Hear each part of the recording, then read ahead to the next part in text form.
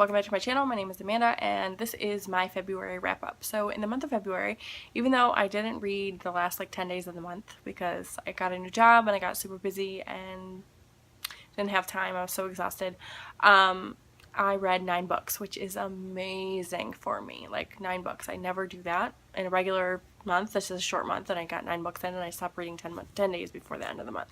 So the first thing I want to talk about is the Book Hangover book club pick. I did read that. That was American Queen by Sierra Simone. I listened to it on Hoopla.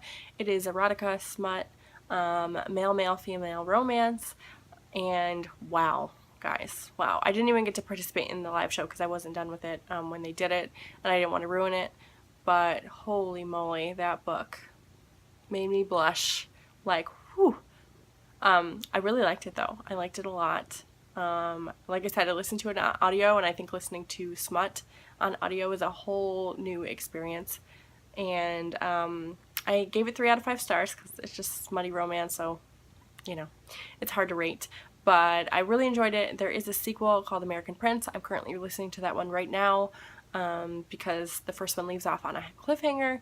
And, you know, I was happy to participate in the book club. I didn't get to do the live show, so I didn't get to talk to everyone about it, but I will be participating in future months.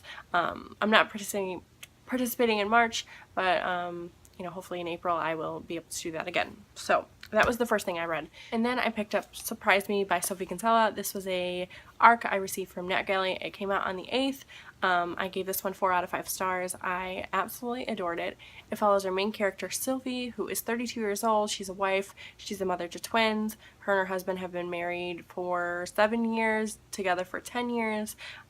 They're seemingly happy. They finish each other's sentences. They read each other's minds. They speak in code. The first beginning of the book, I was like, oh my gosh, it's one of those couples, you know, like it's so frustrating to read about, like, ugh. And that she has different words to describe him, which was a little weird. I don't think it was necessary because those words would come up later in the book and I'd be like, well, what does that mean? Like, that's not even a real word.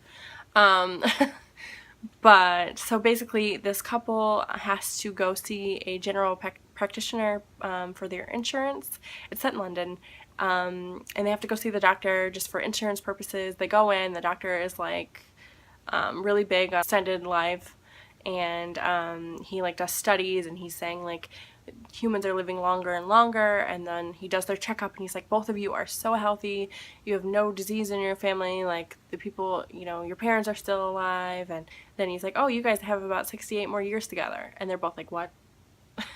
So from the reader's point of view, we think they're a happy and healthy marriage and they're so good together and perfect. But then this happens and they both start to freak out about it, or so it seems that they're both starting to freak out about it, and they're trying to how are we going to keep this marriage alive for 68 more years?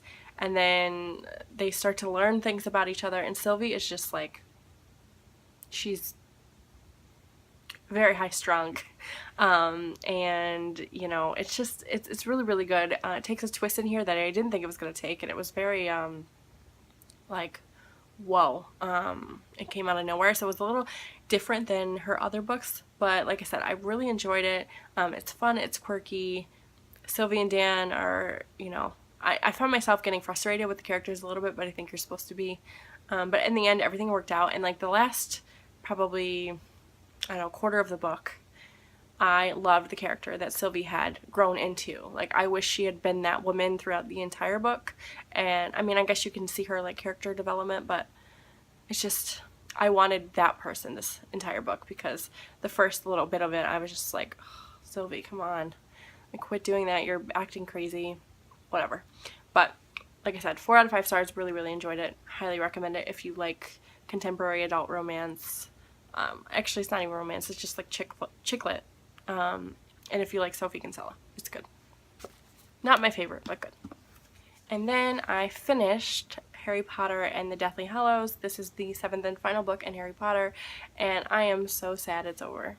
I don't even know what to do with myself. I want to find something that's similar to this, and I'm not going to be able to find that. So I've been a little slumpy because I can't figure out what I want to read, because I want this again.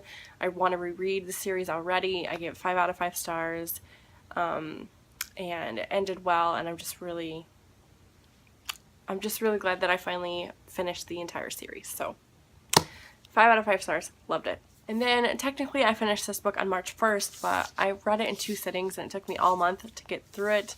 And that is Down Among the Sticks and Bones by Shauna McGuire. I gave this 5 out of 5 stars. I loved it. It's just a continuation of Every Heart a Doorway, and I just really loved it. It follows the main characters, Jack and Jill, and it's their story and their, like, the land they ended up in and what happened while they were there, and it ended and I wanted more. Like, I hate that they're so short because I just want more from these worlds. I just really, really loved it. I loved Every Heart a Doorway. I gave it 5 out of 5 stars, but I think I like this one even more. I actually did this as a buddy read with Amanda from A Court of Books and Love and Taylor from Bookish Taylor. And Taylor finished it, and she finished it a few weeks ago, and it took me forever to finish it. So sorry, Taylor, but I did finish it. We both really loved it. Amanda, she had started it, but she actually wasn't feeling it. You know how that goes, guys. Like, your mood reader, sometimes you just don't want to read certain things. So I loved it. I can't wait to read Beneath the Sugar Sky, which I own, so hopefully I'll get to that one soon. And then I did participate in the Contemporarython this year, or this round, and that's put on by Chelsea over at Chelsea Darling Reads and Julie over at Pages and Pens, and then there was a guest host, Natasha, from My Reading is Odd, so I will link them all down below. You guys should definitely go check them out. Same for Taylor and Amanda, you should check them out as well. I'll link everyone's channels that I talk about down below so you guys can go check them out.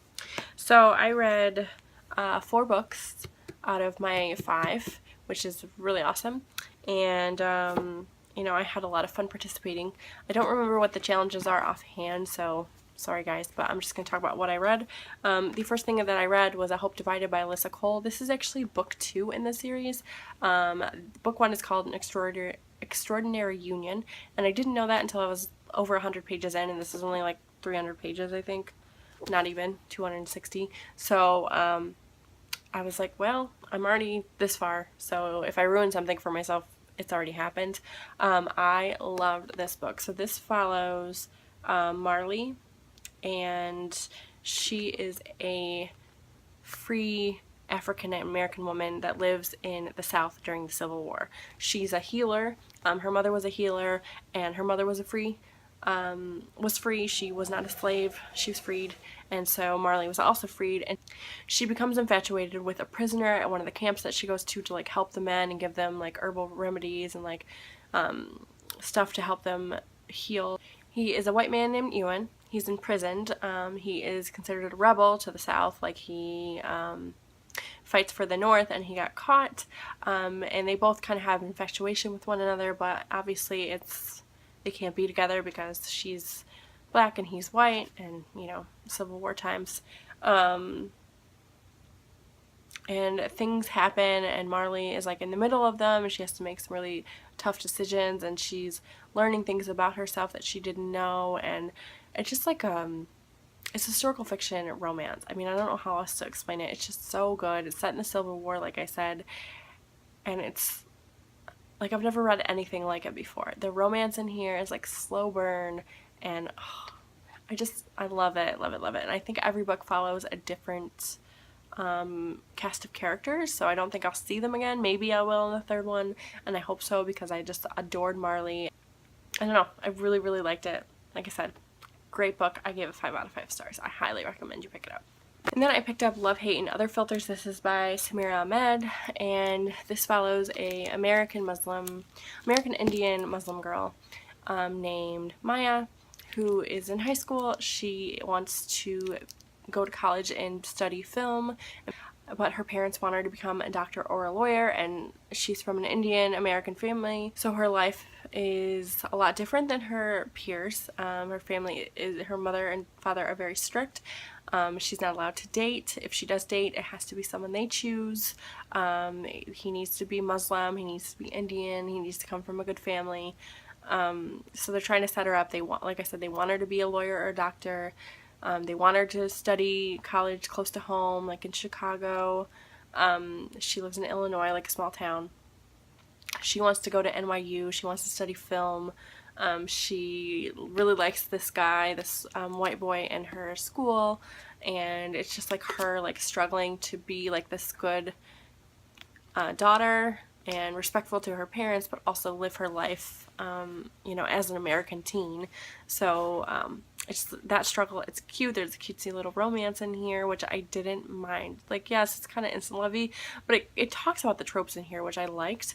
It points them out. It knows it's tropey, and it points them out, and I like that.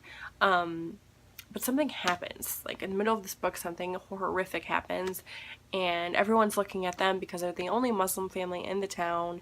So everyone's kind of looking at them differently, and they're calling them terrorists, and it's heartbreaking. It just talks about how Americans treat, you know, Muslims when something bad happens. Like, every Muslim in the world is bad, which is utterly ridiculous. So yeah, it is cute and, you know, funny and like warm, but then it's also like heartbreaking and eye-opening and informative. And I think it's just like, you know, like, open your eyes, people. Not everyone that's a Muslim is a bad person or an extremist, and actually the extremists are a very small percentage of Muslim. So, you know, it's just, I don't know. I don't even know why this stuff still happens, but it does. And I'm just really, really glad I read this one. I gave it 4 out of 5 stars. I really, really, really enjoyed it. So I'm glad I read it. And I highly recommend you pick that one up too. I had a great reading month if you guys haven't figured that out yet. And then I had another buddy read that I did during Contemporarython, and that was Before I Go to Sleep by Ashley Watson. I read this with Lisa over at Books and Smiles, and we talked about it a little bit. We were both pretty busy. Lisa had some things going on. I had some things going on. So, but we both gave it 3 stars. We both kind of thought it was just okay. Like, it's a pretty big book. It's, I don't know, like 350 something pages, and it's really tedious and repetitive, and it gets kind of frustrating. I think we both listened to the audiobook. It's about a woman who wakes up every day and she doesn't remember anything. She doesn't remember her name. She doesn't remember her husband, her life.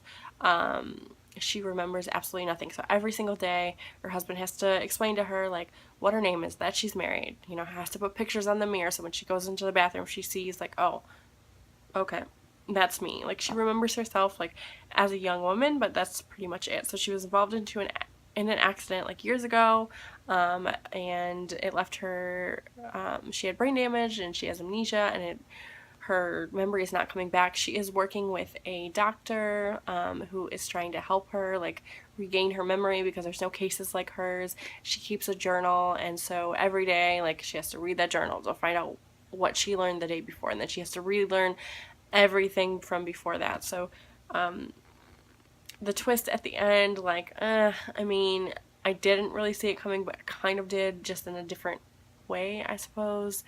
And it just was, I don't know, it was okay. It wasn't amazing, but it wasn't, you know, great. It wasn't horrible either.